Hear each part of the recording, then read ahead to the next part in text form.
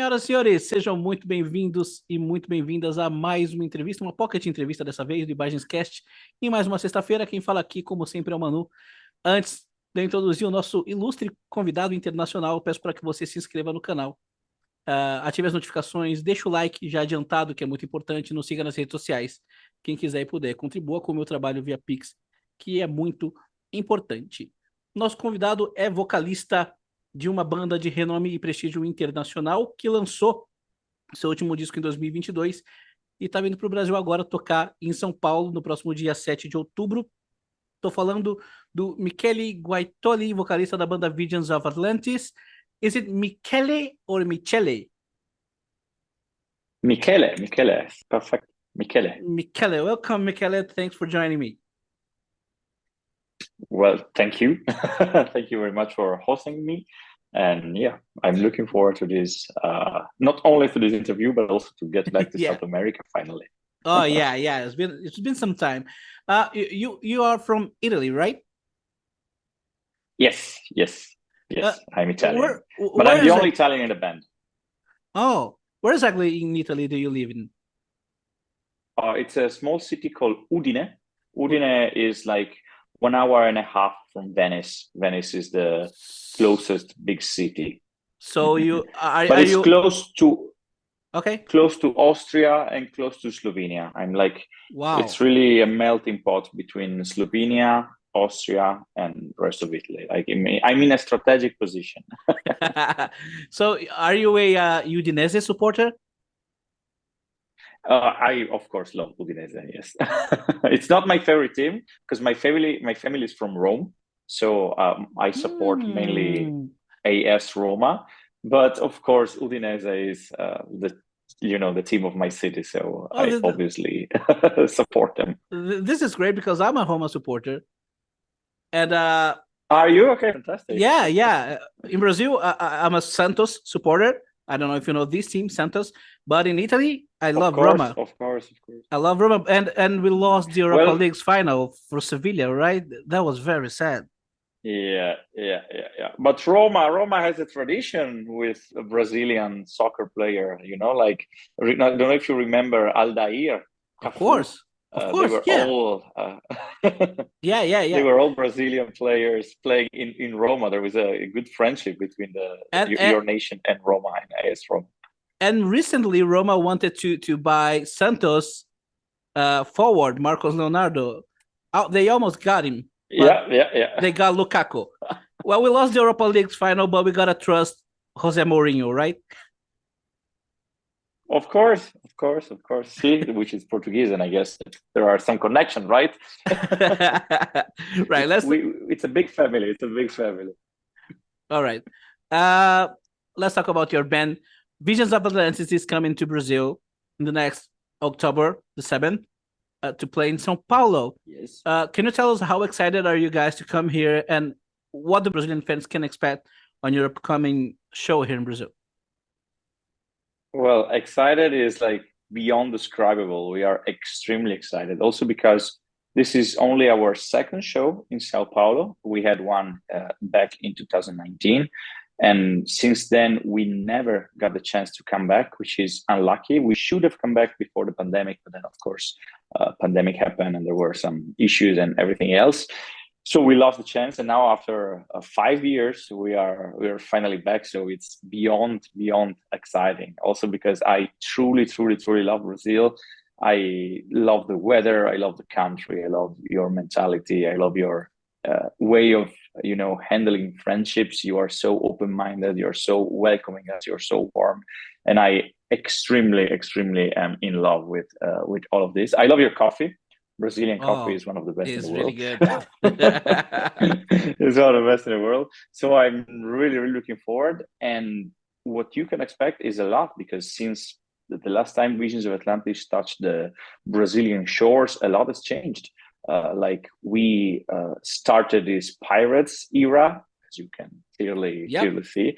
Now we truly feel like we belong to this universe, this pirate universe, and it will be the first time that Brazil will see our new show and our new outfits, our new music. It's an honor and a pleasure. And I'm extremely looking forward to see the reactions and the, how you will welcome this new pirate world.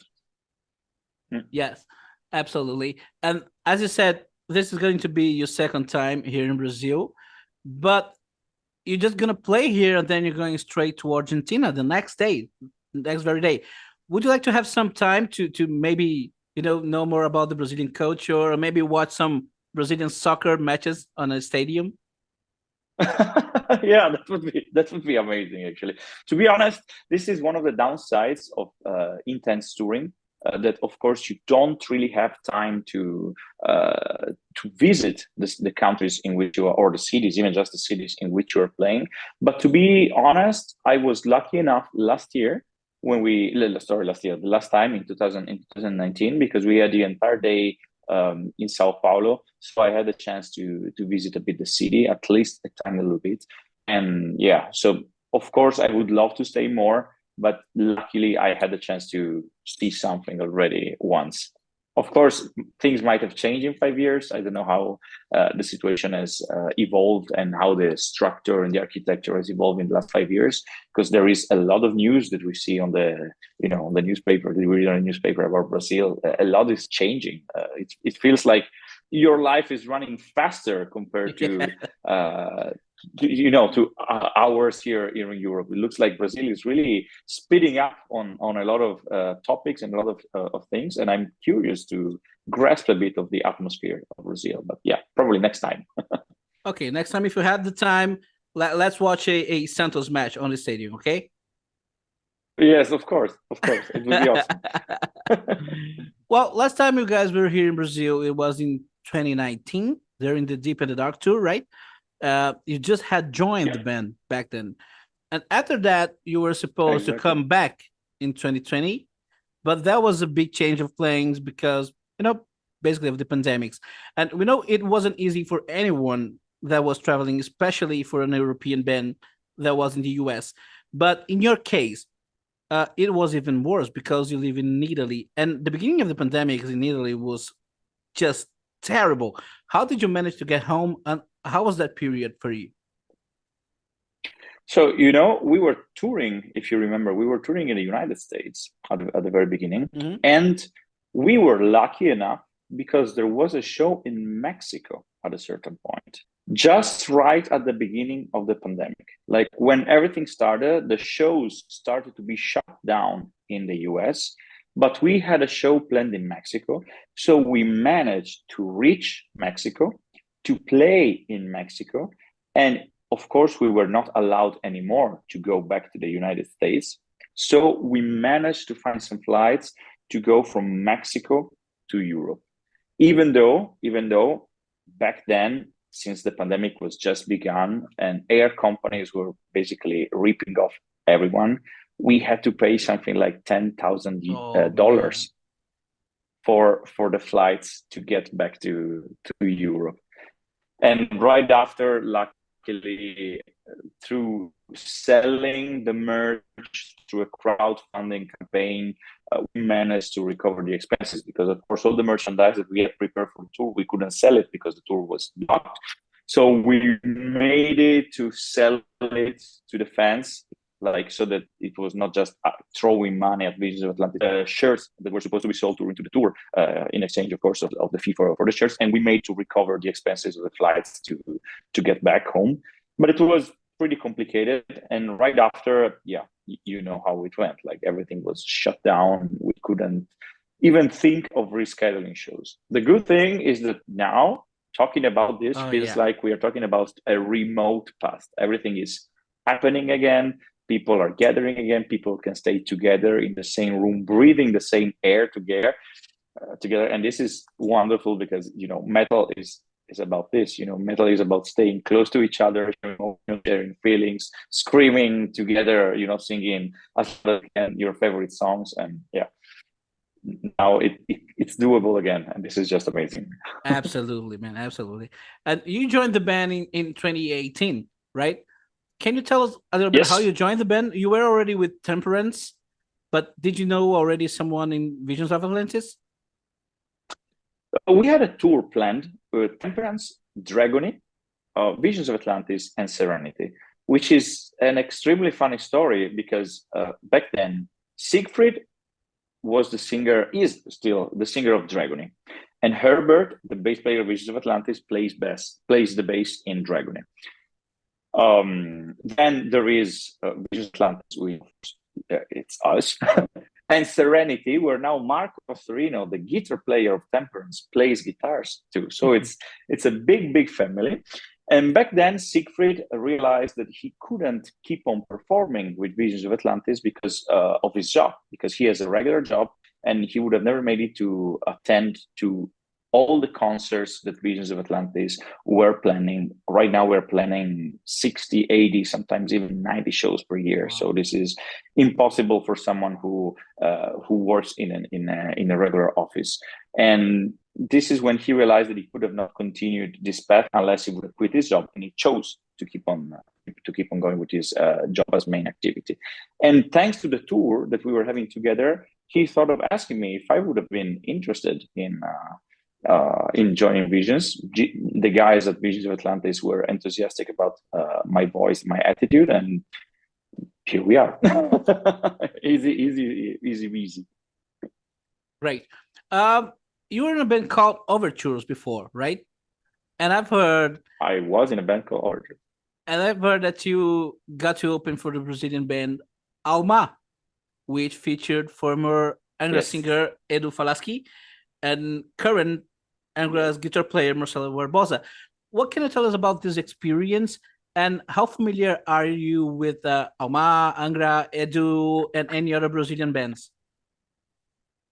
And a funny story, even my very first tour, like my first tour ever in my life, the first time I got into a van, because back then it was a van, to get on the road for like 12 shows, if I'm right, it was also with a Brazilian band called Terra Prima.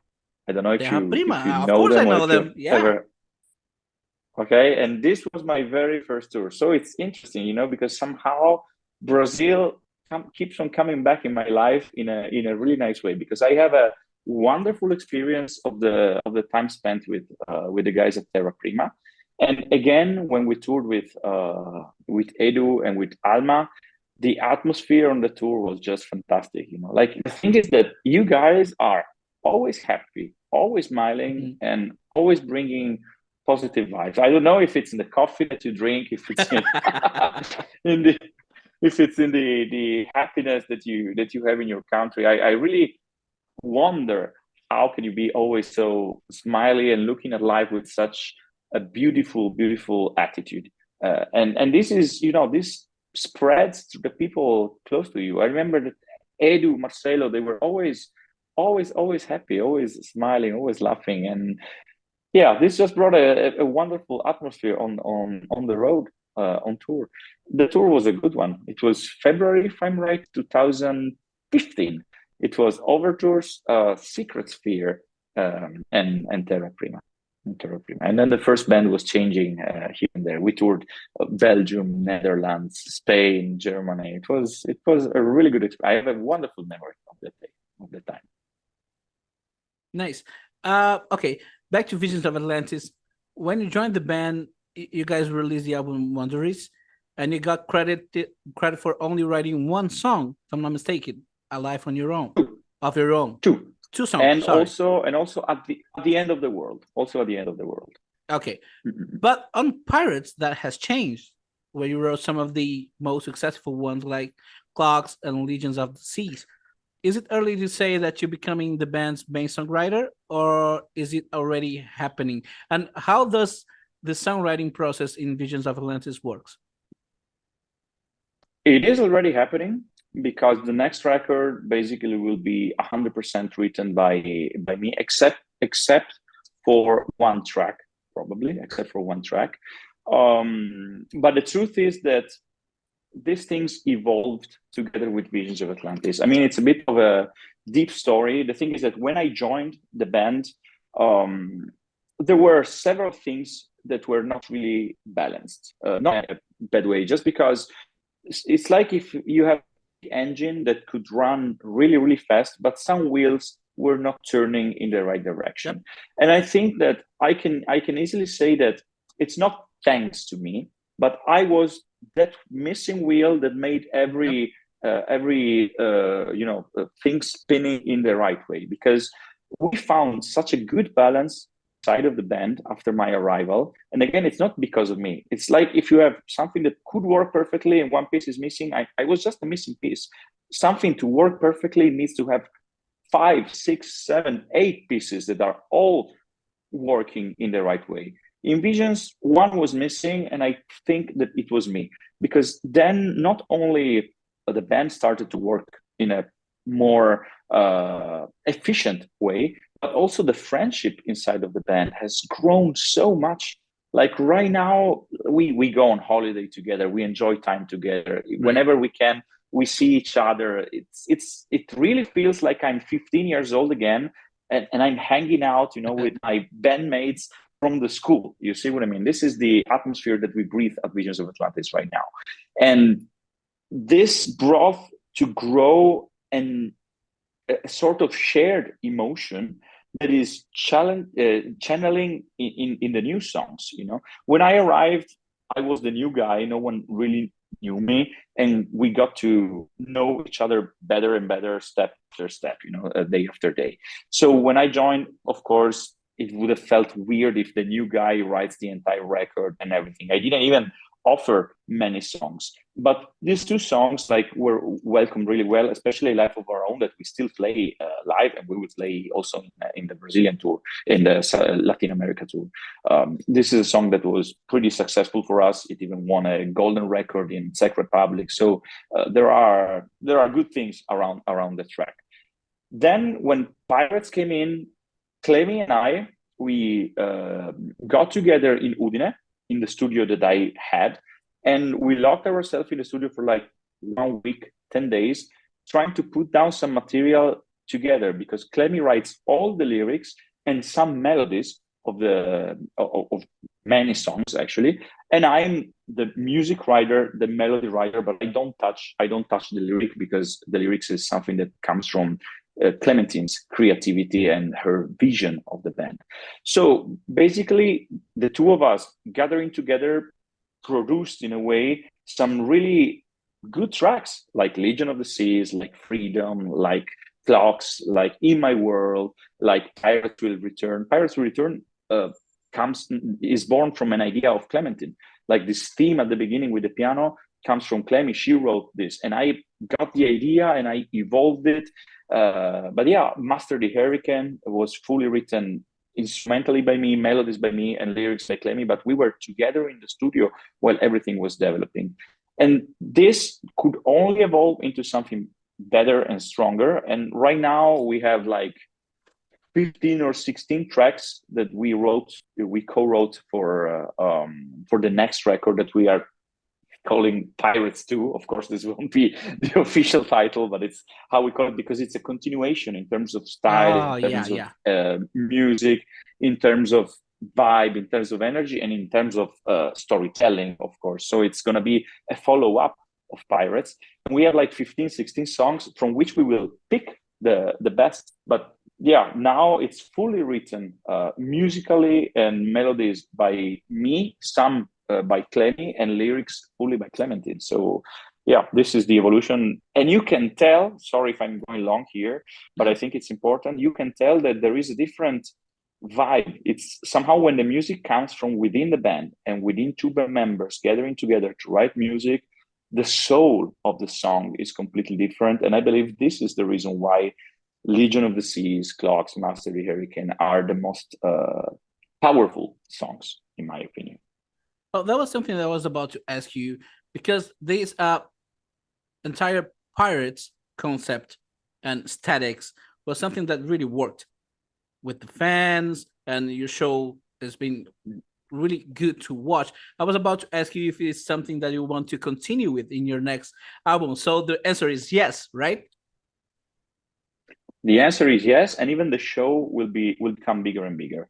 The more we can develop piracy, the better the show will become. Right now, we are thinking, of creating a real pirate ship on stage. with cannons that are firing either CO2 or water or something, with sails and ropes all over the stage, maybe with a steering wheel.